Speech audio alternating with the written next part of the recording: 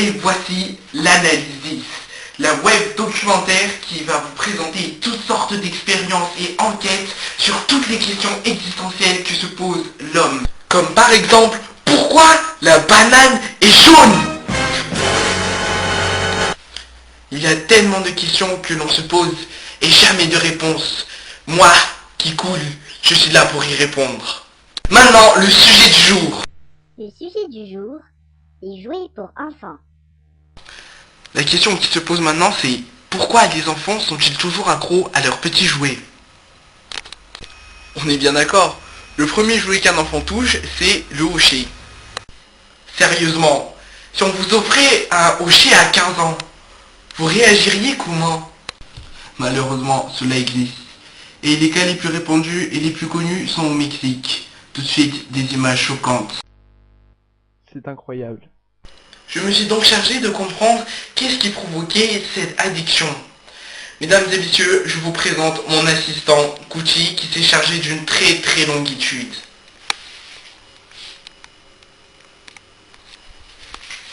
Donc, Kouchi, en quoi consistait votre étude?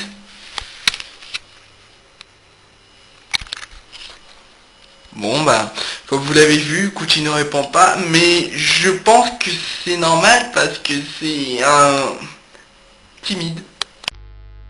Sur sa feuille d'études, il est dit, et ne le niez surtout pas, que si vous achetez tout ce qui tourne autour de Picsou Magazine ou encore le journal de Mickey, c'est pour les gadgets! Mais le pire, c'est que la plupart du temps, ces gadgets ils servent à rien. Par exemple, la fourchette à spaghetti ou encore les lunettes aveuglantes. Qu'est-ce qui provoque cet amour pour les jouets? Je vais le découvrir maintenant. De toute façon, moi, je n'ai jamais été atteint par ce genre d'enfantillage.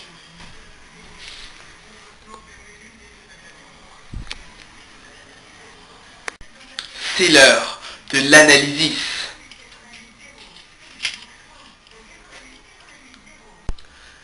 Nous avons une première théorie.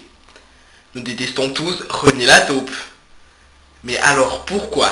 Mais pourquoi il est arrivé premier parmi les singles les plus vendus en France? Ça, expliquez-le-moi. On remarque donc que l'univers de René la taupe est très coloré, ce qui veut dire qu'un jouet coloré a plus de chances d'être vendu. Ce qui veut dire, c'est bien connu, que les peluches pandas ne sont pas à la mode. Sauf que ma copine, elle aime bien.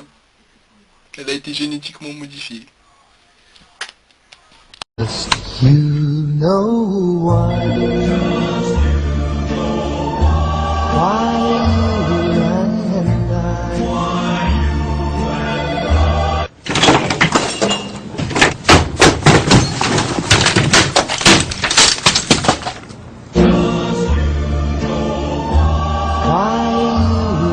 باندا ما يتقلهاش لا. Ça va, j'ai rien dit. J'ai une deuxième théorie. Je sais, j'ai enlevé mes lunettes et il fait nuit. Donc, si on observe l'univers des enfants, on peut remarquer qu'ils regardent des dessins animés du genre Tom et Jerry. Mesdames et messieurs, ce dessin animé est pure violence. Et le pire, c'est qu'il reste toujours vivant. Par exemple, Tom poursuit Jerry, quand tout à coup, Jerry il soulève une boule de bowling de 5 kilos. Très forte la souris. Et la balance sur la tête de Tom. Bah, vos enfants, ils vont reproduire ça chez eux. Mais, ce qui change tout, c'est que quelqu'un a inventé Action Man, et quelqu'un d'autre, la Barbie. Ce qui fait que vous pouvez l'attendre à 360 degrés, lui arracher le pied, le bras, même la brûler, il reste toujours vivant. Et tout ça pour la modique somme de 50 €. Ça fait 333 000 francs CFA. Ma troisième hypothèse est que, si les enfants n'avaient que la télévision pour eux, et ben ils ne regarderaient que des émissions du genre Dora l'exploratrice. Le pire c'est que la meuf elle te pose des questions du genre ouais tu veux venir avec nous? Et toi tu lui dis sec non. Et après elle te dit encore ouais génial, let's go. Ce qui veut dire que les enfants ont soif d'aventure. Mais bon c'est pas avec des émissions où tu vois une petite fille zoophile que ça va arranger quelque chose. Et pour cela, quelqu'un de très intelligent a inventé les Playmobil. Waouh, c'est génial, on invente les histoires. Du coup, rien qu'avec un Playmobil militaire, vous pouvez nous refaire le remake de Forrest Gump. Du coup, si on fusionne nos trois hypothèses, couleur, violence et aventure, on arrive strictement à rien. À part peut-être un remake de Indiana Jones. Cette expérience a donc été un gros échec. Mais pour remédier à cela, nous allons observer de plus près une pièce à conviction que nous avons ici, le frisbee. Le frisbee est un objet très étrange dont nous ne connaissons pas les origines. Pourtant, il a été inventé en 1946. Ça nous donnera peut-être certains indices. Ah, j'ai fait un rime! Cette forme étrange et ronde et plate, et qui vole, qui fait bouger les chiens, ça me fait penser à une soucoupe volante. Mais oui, mais ça doit être ça, complètement. En vérité, ça n'a pas été envoyé en 1946 sur Terre, mais bien avant. Ça veut dire que, en vérité, cette forme ronde, ça envoie des ondes électroniques qui vont sur nos cerveaux, et qui nous font aimer les jouets. Je crois que j'ai résolu le mystère de l'année.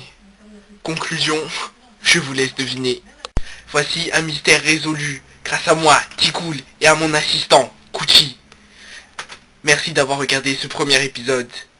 Maintenant, c'est vous qui proposerez les sujets. Tout ça, vous le proposerez sur ma page YouTube, sur youtube.com/kikool950. À bientôt dans un prochain épisode de The Analysis. Ciao.